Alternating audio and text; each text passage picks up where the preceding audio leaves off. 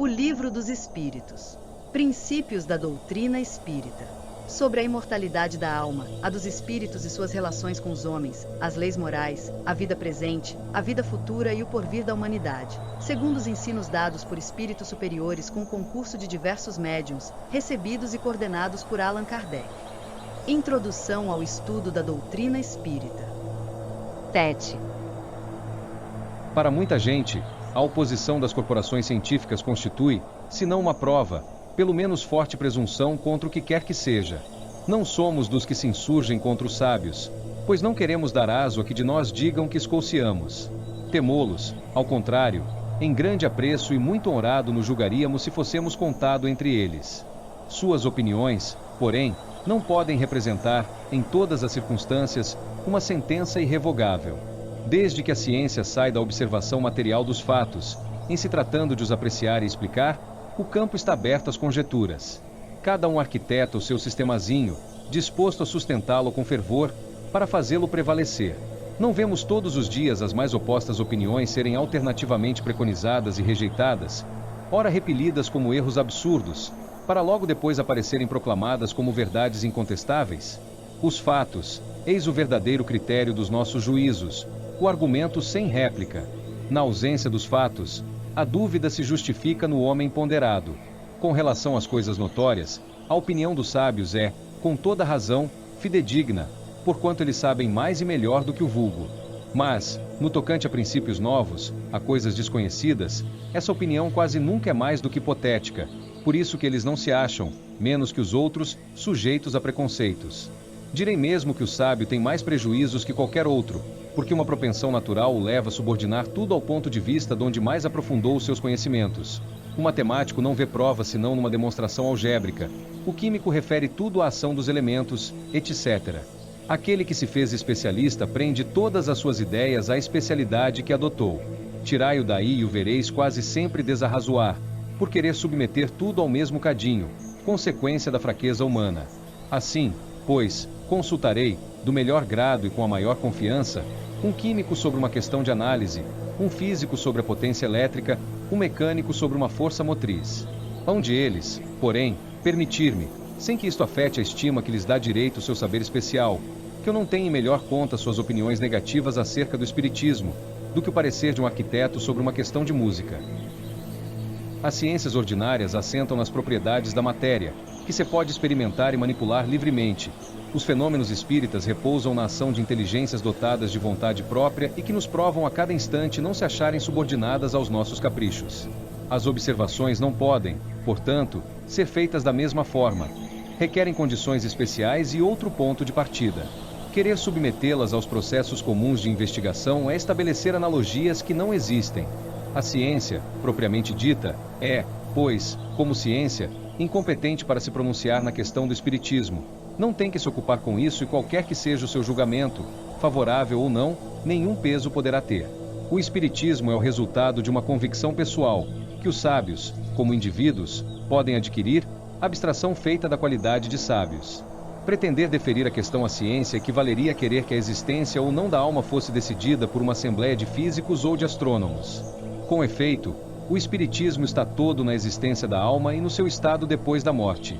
Ora, é soberanamente lógico imaginar-se que um homem deva ser grande psicologista, porque é eminente matemático ou notável anatomista. Dissecando o corpo humano, o anatomista procura a alma e, porque não a encontra, debaixo do seu escalpelo, como encontra um nervo, ou porque não a vê evolar-se como um gás, conclui que ela não existe, colocado num ponto de vista exclusivamente material. Segue-se que tenha razão contra a opinião universal? Não. Vedes, portanto, que o espiritismo não é da alçada da ciência. Quando as crenças espíritas se houverem vulgarizado, quando estiverem aceitas pelas massas humanas, e, a julgar pela rapidez com que se propagam, esse tempo não vem longe, com ela se dará o que tem acontecido a todas as ideias novas que hão encontrado oposição. Os sábios se renderão à evidência. Lá chegarão, individualmente, pela força das coisas. Até então será intempestivo desviá-los de seus trabalhos especiais, para obrigá-los a se ocuparem com um assunto estranho, que não lhes está nem nas atribuições, nem no programa. Enquanto isso não se verifica, os que, sem estudo prévio e aprofundado da matéria, se pronunciam pela negativa e escarnecem de quem não lhe subscreve o conceito, esquecem que o mesmo se deu com a maior parte das grandes descobertas que fazem honra à humanidade. Expõe-se a ver seus nomes alongando a lista dos ilustres proscritores das ideias novas inscritos a par dos membros da douta Assembleia que, em 1752, acolheu com retumbante gargalhada a memória de Franklin sobre os para-raios, julgando-a indigna de figurar entre as comunicações que lhe eram dirigidas, e dos daquela outra que ocasionou perder à França as vantagens da iniciativa da marinha a vapor, declarando o sistema de Fulton um sonho irrealizável. Entretanto, essas eram questões da alçada daquelas corporações. Ora, se tais assembleias, que contavam em seu seio a nata dos sábios do mundo, só tiveram a zombaria e o sarcasmo para ideias que elas não percebiam, ideias que, alguns anos mais tarde, revolucionaram a ciência, os costumes e a indústria, como esperar que uma questão, alheia aos trabalhos que lhes são habituais, alcance hoje das suas congêneres melhor acolhimento? Esses erros de alguns homens eminentes, se bem que deploráveis, atenta memória deles, de nenhum modo poderiam privá-los dos títulos que a outros respeitos conquistaram a nossa estima. Mas, será precisa a posse de um diploma oficial para se ter bom senso? Dar-se-á que fora das cátedras acadêmicas só se encontrem tolos e imbecis?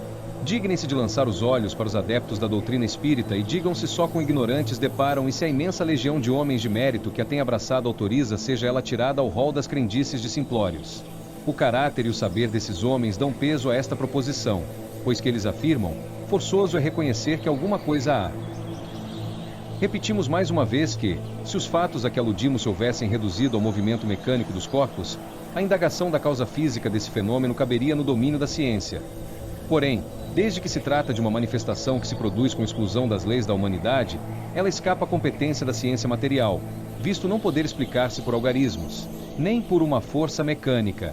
Quando surge um fato novo, que não guarda relação com alguma ciência conhecida, o sábio, para estudá-lo, tem que abstrair na sua ciência e dizer a si mesmo que o que se lhe oferece constitui um estudo novo, impossível de ser feito com ideias preconcebidas. O homem que julga infalível a sua razão está bem perto do erro. Mesmo aqueles, cujas ideias são as mais falsas, se apoiam na sua própria razão e é por isso que rejeitam tudo o que lhes parece impossível. Os que outrora repeliram as admiráveis descobertas de que a humanidade se honra, todos endereçavam seus apelos a esse juiz, para repeli-las. O que se chama razão não é muitas vezes senão orgulho disfarçado, e quem quer que se considere infalível apresenta-se como igual a Deus. Dirigimo-nos, pois, aos ponderados, que duvidam do que não viram, mas que, julgando do futuro pelo passado, não creem que o homem haja chegado ao apogeu nem que a natureza lhe tenha facultado ler a última página do seu livro.